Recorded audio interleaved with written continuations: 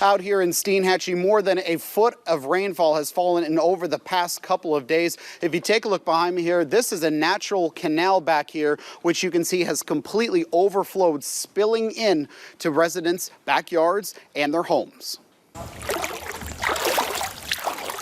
Walking in flood.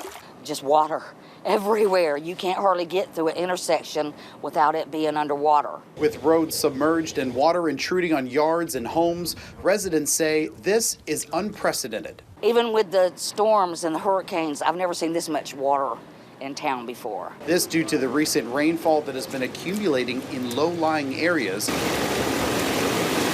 Residents seeing water rise by the hour. Right here you have a ditch. It probably comes up about mid-waist on me. And then through there is a little bit, probably about knee deep, all the way up to his porch.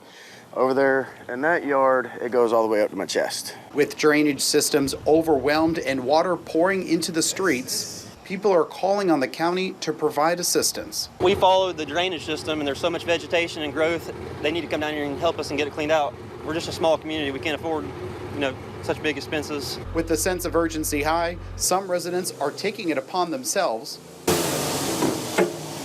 sending emergency equipment to those in need via bulldozer and airboat. We're trying to get the water out as fast as we can for them so they don't have mold. These are young families. They don't have the money to be, rebuilding and doing different things like that. They got 3- and 4-year-olds. While the water will recede, this coastal community of 1,000 realizes a return to normal is still days away. And Taylor County Emergency Management wants everyone to know that the curfew still remains in effect for this area, which starts at 10 o'clock tonight and will remain in effect until the water recedes to safe levels. Reporting in Steinhatchee, Richie Pergolesi, WCTV Eyewitness News. Well, good afternoon, everyone. We have the latest updates from the National Hurricane Center. This will help us out with the forecast and guidance models with a possible rightward shift. Since Friday, the intensity will increase and will likely remain a major hurricane. And when it comes to impacts with the Big Bend in South Georgia, those odds have been lowered, but will still be in the cone, so you still want to take that seriously. Now on to the latest track from the National Hurricane Center. Here's what we know on Hurricane Dorian. Right now, it has winds of 150 miles per hour moving west at 8, and that's currently about 415 miles east of West Palm Beach. Pressure has dropped a little bit down to 945. Now here's official track from the National Hurricane Center that just updated. It'll keep Dorian as a very strong Category 4 hurricane as it moves through Sunday, 8 o'clock in the morning, impacting the northern parts of the Bahamas. Now look at this. This is something new. Now we expect it to possibly turn around, hugging the coast as it makes its way. We can see Wednesday, 8 o'clock in the morning, going down to about a Category 3 hurricane, winds of 115 miles per hour, hugging the coast and affecting possibly the Georgia coast and also the Carolina coast. But again, we're still not sure about that. The cone could shift again, so don't assume. The cone is basically where the eye will end up. That's what it means. And it goes out to an air of about 400 miles. So right now we're not 100% sure, but just keep staying tuned here at WCTV and we'll keep you updated as we get those updates coming in. Now the National Hurricane Center Air Force reconnaissance, they've been flying through the storm. Looks like they're in the eye wall right now, dropping some drop sounds. We got a couple measurements, 945 millibars with the wind speed of 162 miles per hour. Another one earlier, 947 with winds of 116 as they progress through the hurricane here.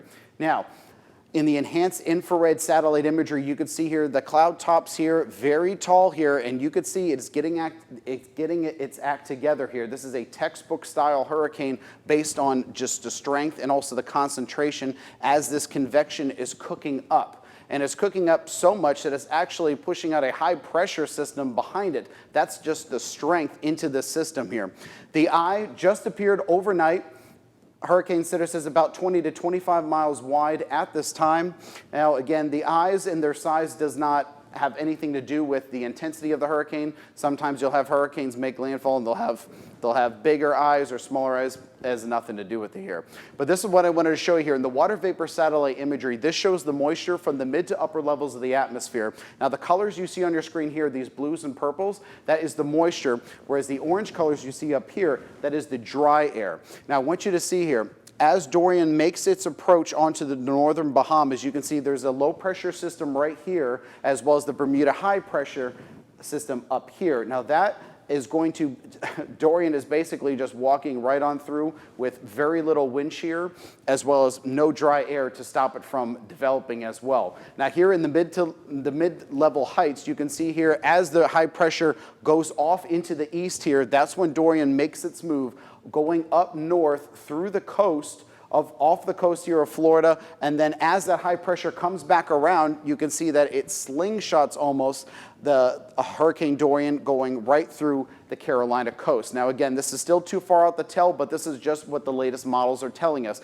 And to give you a perspective of that, I want to show you the GEFS ensemble members. We can see the spaghetti plots, if you will. Now right now they're mostly in agreement with each other as it's still approaching to the northern Bahamas, as it's making its way to the east coast here of Florida, and then making that turn. Most of these models are suggesting that turn will occur around Tuesday and Wednesday, and possibly posing a threat to the Carolinas, as you can see there. Now, the probability of tropical storm force winds, those are winds greater of 40 miles per hour, you could see at around Monday at noon. As Dorian makes its way, Fort Pierce, you guys got a 40% chance of tropical storm force winds in your area. As we go through time here, now we're at Tuesday, 9 o'clock. In the evening, 62% chance of tropical storm force winds in Daytona Beach, the world's most famous beach. I'm sure they've cleaned up the beaches and everything, and if you're out there surfing, that's fine for now, but you want to head back home and keep the board at home for a little bit, because you do not want to be surfing in a hurricane. Believe me, I tried that and that did not work out very well.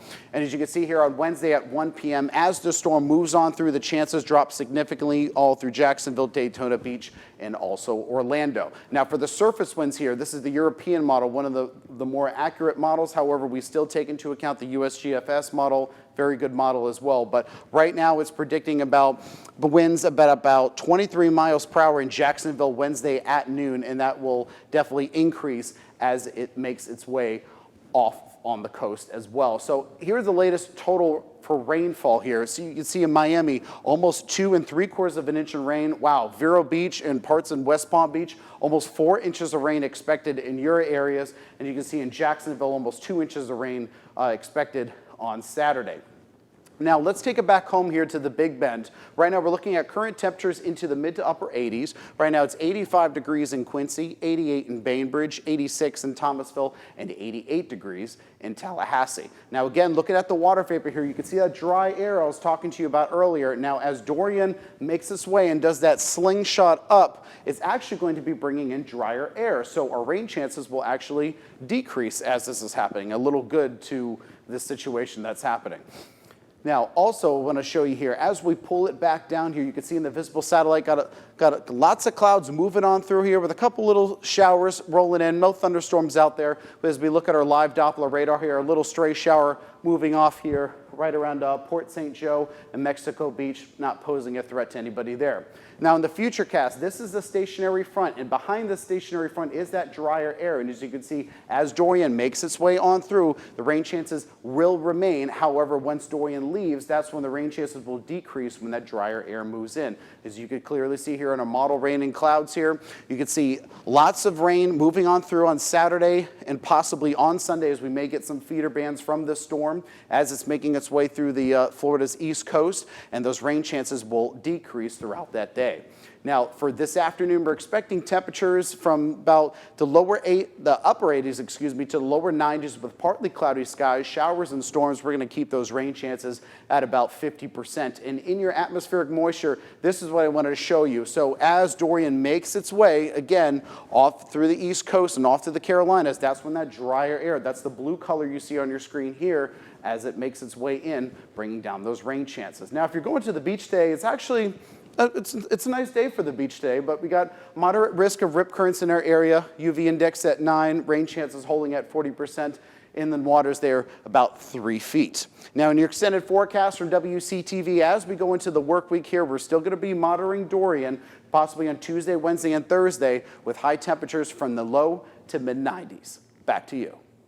Good Sunday morning to you. We're starting off our day with a couple clouds staying off to our south, which is causing a little bit of rain if you live in parts of Franklin and Wakulla counties at this time, in Sopchoppy, St. Teresa, Shell Point, and also in Cairo as well. And a stray shower just made its way on through to Keaton Beach. Now, it's been a record-breaking heat situation over the United States for the past couple of days, and hopefully there'll be some relief in sight. As we see here, a cold front making its way on through to our area, and those rain chances will be increasing to the middle of the week. So as those rain chances increase, our temperatures will decrease, getting cooler, and also in parts of the eastern United States. Now, over the next couple of hours here, we're going to be seeing a couple scattered showers popping up in our area as we get into the early parts of the evening and throughout the morning tomorrow. Just a couple of scattered showers, and into the evening tomorrow, as on your work week here, we're going to be experiencing maybe a couple rumbles of some thunderstorms. So for this afternoon, we're going to be expecting temperatures into the lower 90s with partly cloudy skies, showers and storms in our area, rain chances at 40%. So checking out the tropics here, we have a tropical wave trying to get its act together as it's making its way on through to the Bahamas in the next several days here. And you can see in our classic signature counterclockwise rotation here in the visible satellite, you can see it trying to get its act together. Now, the National Hurricane Center is putting the formation over the next 2 days at 10% and 5 days at 20%. So at best at this time, it's just going to be a rainmaker in parts of South and Central Florida. So your extended forecast over the next 7 days here, temperatures into the lower 90s, and as those rain chances increase, as that cold front approaches, they're going to be seeing our lows dropping down to the low to mid 70s. Back to you. Live from Cairo. Richie, what are they telling you? Ben and Katie, families in homes like this one behind me tell me that they are lucky to be alive after hearing that ominous sound taking place just seconds before they were able to shelter in place. Take a look behind me here. This is a one-story home, and you can see the roof has been completely blown off. The windows have been completely blown out, and the walls and the side of the house itself is just gone at this time. Our Richie Pergolesi in Midway. He's been to multiple different areas. He now joins us live. Richie, what can you tell us about what you've seen so far? I know you've talked to some of these homeowners who've been impacted. What are they telling you? Yes, Alicia, I'm here at the off of Pat Thomas Parkway here in Quincy. Look here behind me. I want you to see what we're dealing with out here. This is a tree that went right through this mobile home here. I'm going to bring you a little bit closer here so you can check that out. That went right through the roof here. Now, luckily, no one was here at the time when it happened. However, I actually spoke to a homeowner who lives just across right from over here from where it happened. She was woken up when the winds were coming in. She said it sounded like a howling train here. D'Amica, if I can have you come over here, I wanted to ask you here, D'Amica, what was it like going through this? Tell us what was going on. Strong winds, just sounded like a train. Sounded like a train coming through. I was calling out for my husband and my brother. Smelled like smoke and everything, and everything just went dark. And then when we walked out and we saw the aftermath of it, It was very frightening. Wow. Never experienced anything like this. Didn't think it would. Hurricane Michael didn't even impact us like this did. Yeah. Wow. So this was very scary. Absolutely. Went and checked on my neighbors and everything like that to make sure everybody was okay. So everybody was in our neighborhood was pretty much safe. Good, and I'm happy to hear that. And I know you were telling me you have family out here in Quincy as well, and you're telling me that everyone's okay there as well. Yes, checked on all our family, and everybody is okay. Okay, D'Amica, thank you very much. I appreciate that. And I just spoke with Sergeant Hightower a couple moments ago. She wanted me to remind residents here in Quincy to avoid any areas that have any power lines on the ground. I saw some linemen working on some power lines across over here. Some transformers were blowing. So please be careful when you're on the roads here. And also do not call 911 with power outages. They are aware what is going on. You can just reach them out on their regular phone. If the phone lines are dead, try reaching out to them by email or by going on their website. And I'm going to send it back to you in the studio for now, Alicia Turner. I'm Richie Pergolesi, WCTV Eyewitness News. All right, Richie. Piece by piece, Volunteers hard at work Saturday morning, transforming this parking lot on Tallahassee's east side into a wood shop. We are here building bunk beds for kids. Their mission created in direct response to Hurricane Michael. The stories that we're hearing, it's devastation. We have people living in storage units. Their kids are sleeping on pallets or they're on a blanket. Sleep in Heavenly Peace of Tallahassee, teaming up with multiple Rotary clubs from Monticello, Southside, Northside, to build beds for kids who don't have one to sleep in. And there's a job for everyone. Ages from 7 years old today, and we've got some people here that are 80. Families working together. It makes me feel real good. It makes me feel like I really accomplished something for the day. Neighbors helping neighbors. You can't work alone. You have to work in a group. So this here shows how much group work, community work helps. You realize that there's other groups just like ours, and then we all come together. It's like, wow, look what we can do. Driven by a motto, so that no kid sleeps on the floor in our town. An empowering message that serves as the driving force to give children the gift of a good night's sleep. By the time you see this on your TV, 28 kids will be sleeping on new beds made right here at Leon County. Reporting in Tallahassee, Richie Pergolesi, WCTV Eyewitness News. So we're talking about the dogs and lots of spectators. I'm excited to see. Rich Pergolesi is live at the North Florida Fairgrounds right now. Richie, how much fun is that? Hi, Julie, Eden. Have a wonderful time out here. The weather is great outside, and I want to show you guys here the dock diving. Go ahead.